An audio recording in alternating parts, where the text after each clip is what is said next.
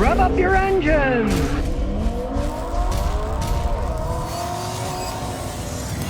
Here's something you might not have thought of. The coronavirus is actually affecting auto production because there's a lot of stuff that's made in China. And this may sound totally insane. The Chinese now own Jaguar Land Rover, a large portion of it. They were actually shipping parts from China to England for production of Jaguar Land Rover in suitcases on airplanes. I'm not making this up. This actually happened. They wanted to maintain the production in England because they still make a bunch of them in England, even though the Chinese own it. And they had to put the parts in suitcases and planes.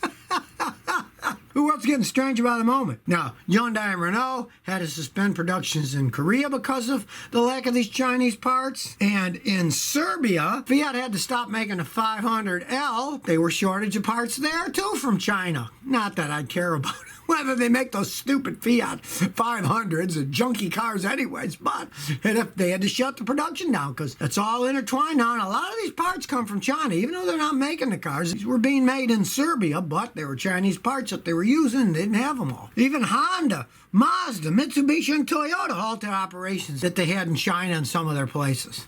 Like I say, it's an all intertwined world, so who would have thought that the coronavirus was going to affect car production, but the way everything's tied in with everything else, it certainly has. But I just cannot help but laugh at they're putting Jaguar and Land Rover parts in suitcases and flying them to England from China to keep the production line going. To me, just the visions of that makes me laugh. Well, no surprise, Nissan is trying absolutely everything they can to get their cars out of the showroom floor and on the road. They have a thing called Nissan Switch that you can have a subscription where theoretically you could change your car every day of the month if you wanted to. Now, pricing starts at $699 a month, so it's not cheap. And that's the cheap version of that.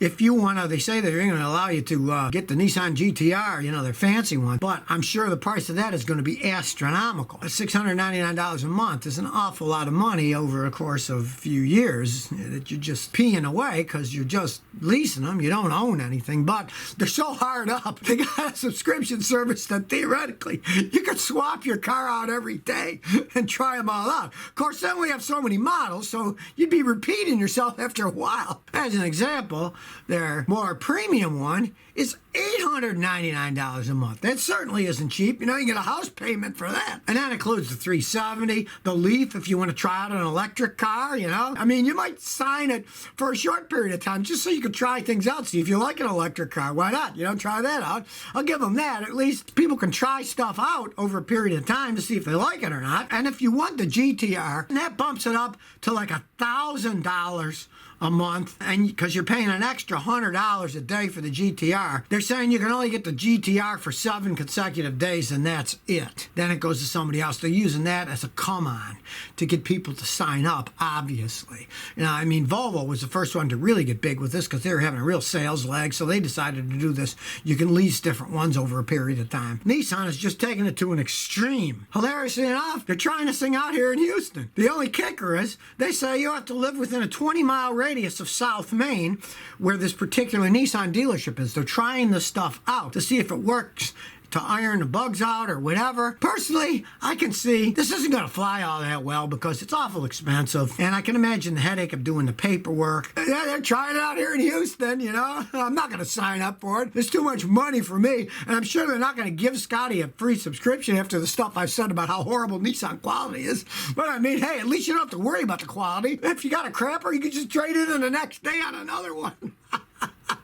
J. Rodriguez 87 says, Scotty, can changing a fuel filter for the first time in a car's never been changed to 200,000 miles causes the fuel pump to go out? Well, no, not directly. Not changing it can actually cause the fuel pump to go out. The fuel pumps, they just pump fuel and it goes through a filter. The filter keeps impurities from clogging up the tiny little holes in the fuel injectors. As they age, fuel filters will degrade from just old age sometimes, and they'll build up more back pressure because they get somewhat clogged. That pressure makes the pump work harder, and it can wear out faster. Changing the filter just lets it flow better. It's not going to hurt anything. You want to change the fuel filter every once in a while.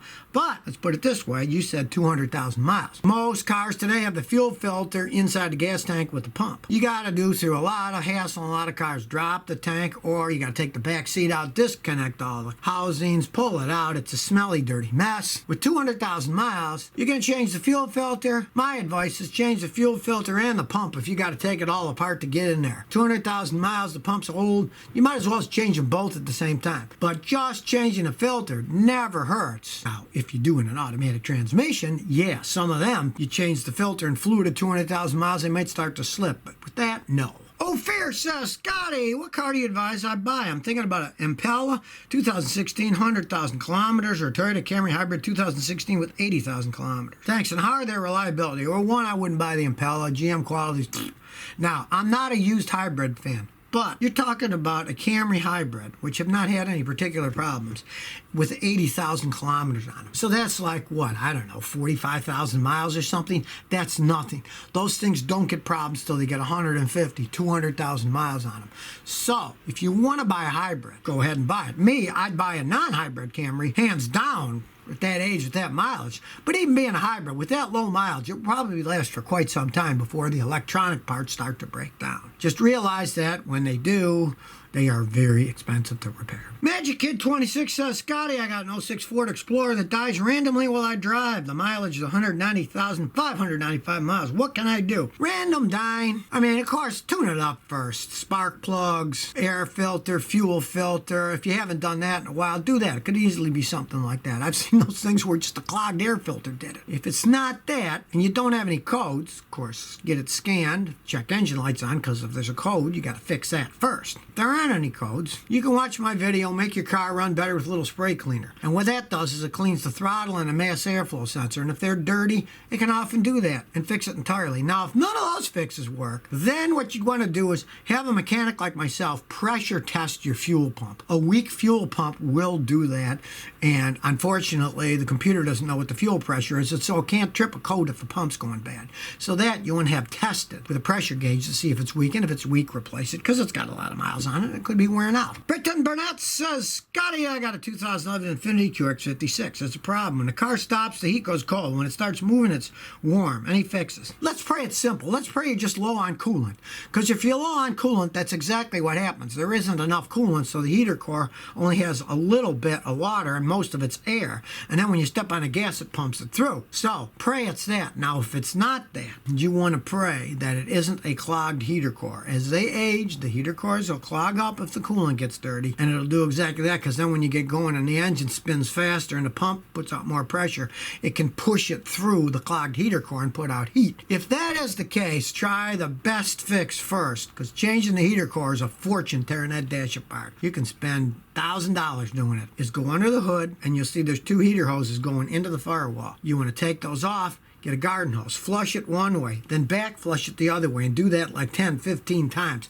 And if a bunch of crud comes out, pray that fixed it. Hey, maybe you're just low on coolant, so check that first. Pray it's the easy fix. Kenny Chuck says, hey, Scotty, thanks for your vids. Talked about Japanese cars, German cars, American cars. What about French cars, Peugeot 406 and others? I think it's a durable car worth the money. Here's the thing. I live in Texas, in the United States. Peugeot pulled out of the United States decades ago from horrible sales. Their dealerships were horrendous. They could never fix people's cars correctly. The parts cost a fortune, so they left. Now, Fiat did too, and Fiat came back, and now they're talking about leaving again. In the rest of the world, Peugeots and Renaults, French cars. Some people like them. When I was in England a couple of years ago, I met a guy and he loved them. He's had them for decades. He likes the cars. Less driving, less mileage.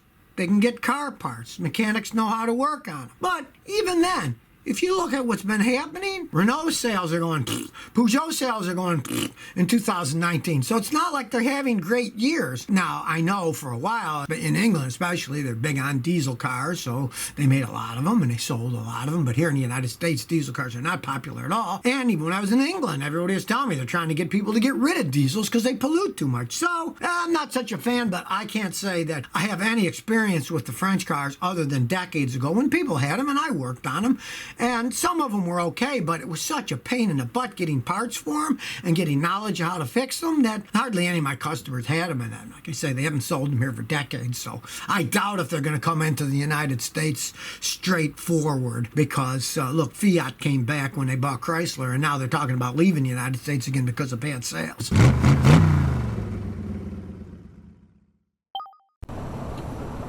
So if you never want to miss another one of my new car repair videos, remember to ring that bell.